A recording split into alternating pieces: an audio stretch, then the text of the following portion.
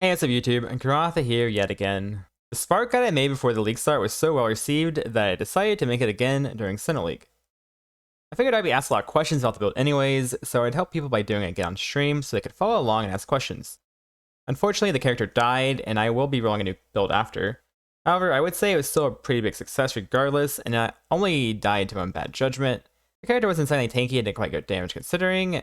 With that being said, I wanted to make a YouTube video on it and talk about how the character went, as well as talk about the problems I encountered in the new league, and how I solved them. As well as talk about the most asked questions about the build that I missed the first time around. So at 3.8, Sentinel League launched with Archnemesis mods going to the core game. I'm making a separate video on my thoughts on the league and the new rare mods, but they are important to mention here because they changed the build slightly and there is some things to keep in mind. Some of the new mods make monsters immune to shock and have quite a lot of lightning resistance or just tankier in general. The good news is, once you get to Uber Lab, you ignore the increased resistances, making Inquisitor even more busted compared to other resistancies, especially before you have access to things like Omni. Unfortunately, there is a new problem to solve that wasn't nearly as big a problem as it was last league. Ailments. So, with Archnemesis going into core, most monsters ignite, shock, or chill or freeze a lot more commonly. This makes it almost required to be immune to these or have some way to deal with them consistently, so how do we deal with this problem? One of the most asked questions I had was about my Pantheons. This is a good time to mention that because I do run Brine King for freeze immunity. It also has reduced chill on it, but I dealt with that by being immune to chill on boots. Both of these are valid options, and you can get 100% reduced chill effect from Ring or Jewel implicits, and it is almost as good. The other Pantheon is Tsukuhama because you are always stationary while casting, and you always get the 2% life regen. And you commonly get the fish reduction as well. So how do we deal with the shock? So for shock, I decided to drop Herald of Ice completely and run Tempest Shield. Herald of Ice is pretty nice, but it isn't required and it just looks and feels good for mapping. While without being shock immune, you will almost certainly die a lot more. One thing I did notice was that the Lesser Pantheon Goratha, which is the other option, reduces shock effect, isn't nearly as effective as it was before because I believe some of the new mods have increased shock effect, so you'll have to stack a lot more reduced shock effect than before. But this is also a solid option if you really don't want to drop Hail Device. One thing I was asked a lot about was gym links, so I want to go over a couple of options and also talk about what I did this league in particular, as well as what I had planned. Let's talk about Spark Links first. For Spark Links, you do have a couple of options depending on your gear, and they change quite a bit. First thing I want to talk about is Crit Strike Shim. For the most part, you do want Crit Strikes as your 5th link. Once you get Uber Lab, Crit Strikes is very, very good. The only way you don't want Crit Strike Shim is if you get Brittle on your boots. Brittle Ground is a boot implicit. It gives you 5% base crit if you walk over the enemy. Let's type this into the custom config to emulate it real quick. So 5% increased critical strike chance. So it goes to 95% here. This basically replaces Crit Strike Gem. Very good way to scale damage in game. So what do you replace the Crit Strike Gem with? There is a couple options for that. You can use Awaken out of lightning damage. You can use Arcane Surge. Arcane Surge is very good if you're running out of mana. That's a good gem link as well. And you can use Pinpoint. Now for Pinpoint, this is an option I didn't really go over in the other video, but you can get the additional intensity with Pinpoint. It's actually quite insane on PoB. I didn't really like it as a playstyle for hardcore, but this is definitely an option for softcore. You just calculate the intensity here. It's like 4. Pinpoint is definitely a very good DPS link for PoB, as you can see. The main issue with Pinpoint is you have to stand still for quite a long time. So I didn't recommend it before, but it is an option. Also use Awakened Stalko. You should play Stalko with Awakened Stalko. That's another way to min-max your character. I didn't know I talked about that either, but I felt like it was pretty obvious.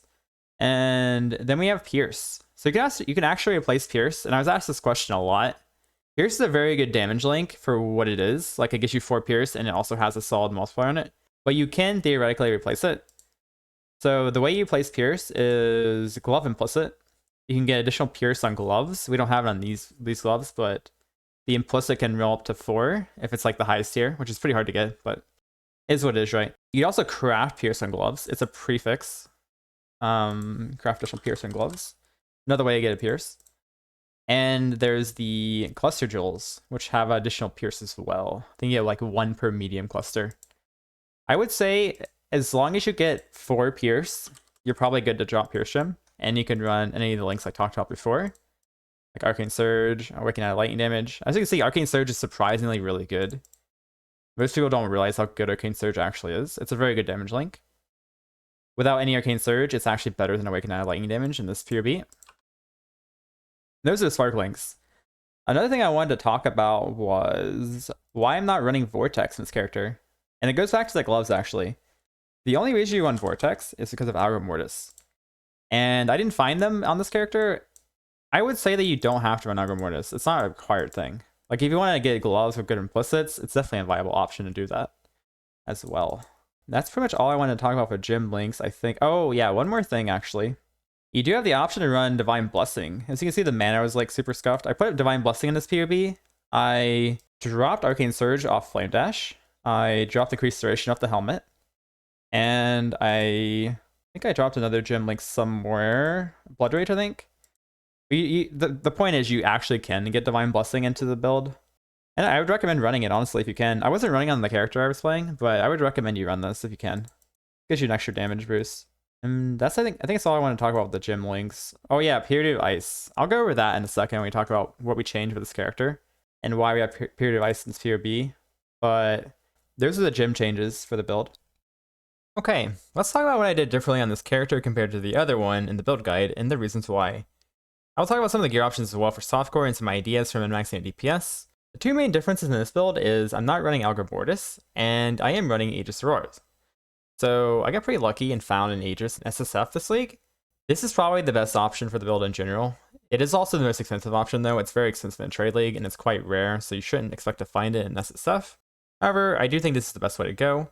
The idea is you run Aegis, Melding, and Period of Ice. This is also why we're running Period of Ice in this POB. Along with some max res on your chest and gloves. This gives you basically 90L res. In turn, this also allows you for softcore or for hardcore to run Nebulous, which gives you a bunch of damage. It's quite a bit of a damage boost. And you can run Smite as well if you do that. So we can't use Smite with a wand, but if you do run a Nebulous, you can run Smite, which is another 16% more damage. Also quite good.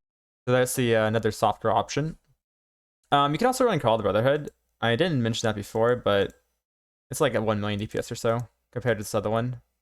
Call of the Brotherhood is good to run. I think I wouldn't run two of them though. I'd just run one probably. This gives you like a nice chill and freeze. However, you have to keep in mind that your shock will be a bit less if you're in Call of the Brotherhood, so it is a bit of a trade-off. I was planning on running 100% suppression with this setup and melding. I didn't make it to melding, unfortunately. I did, however, have 100% suppression. This is more of a hardcore setup though. If you're playing in softcore, I would recommend you just ignore suppression once you have Aegis and melding. It's kind of overkill at that point, and you can just focus more on damage and less on suppression on your gear, because it is quite hard to do, getting suppression on all your pieces and whatnot. One more thing to talk about, I guess, is Mageblood. Obviously, Mageblood's like best in slot for every single class. No exception for this. If you get a Mageblood, it's good in this build. I will say if you're playing early on, you can run a Death Rush, like super low level gear. You can just run a Death Rush. I did that for a long time as well. Death Rush gives you onslaught while mapping. It's quite nice. It's definitely an option. I think that's about it for gearing. And this skill tree. The skill tree didn't really change that much. It did change a little bit for Aegis. You need Glancing basically. And Safeguard. I had a node that gave me 5 block. This node right here gives me 5 block and Glorious. So I actually had 75 block and 75 cell block. Because I also had a small cell block node here too. I wouldn't say it's that big of a deal though. You can kind of copy this POB regardless. Just know that I was capped block with my Glorious Vanity. You do have to grab Safeguard as well, which isn't too bad because the Mastery actually gives quite a bit of still damage, which is nice. It's not as big of a deal if you have Nebulous on, but without Nebulous, it's a huge damage boost. And it's not bad even with Nebulous. Yeah, it's basically the only difference. We also grabbed Tireless over here and dropped Cruel Prep. This is a little extra life and minus mana cost. Mana is still a bit of a problem for this build. The way I deal with it normally is just getting minus mana on my rings and amulet. This is basically a minus mana craft by itself. So it definitely helps a bit. This is the tree. I'll link it in the description below so you guys can see my POB. So now we got all the changes out of the way, I guess I should talk about how the character died. So as you can see, we had 100% suppression and Aegis, and still the character died. We didn't have melding yet, but honestly it wouldn't have mattered for how he died. Little backstory. We had a 60% monster damage Uber Cortex that I really probably should not have done. So a little bit of bad judgment there, just even doing it in the first place. And I made it a little bit of a misplay. I'll let you guys watch it in its entirety. And yeah, I probably should have logged, but yeah, whatever. I generally don't log very much, and I probably should have here. Yeah, I'll leave it to you guys.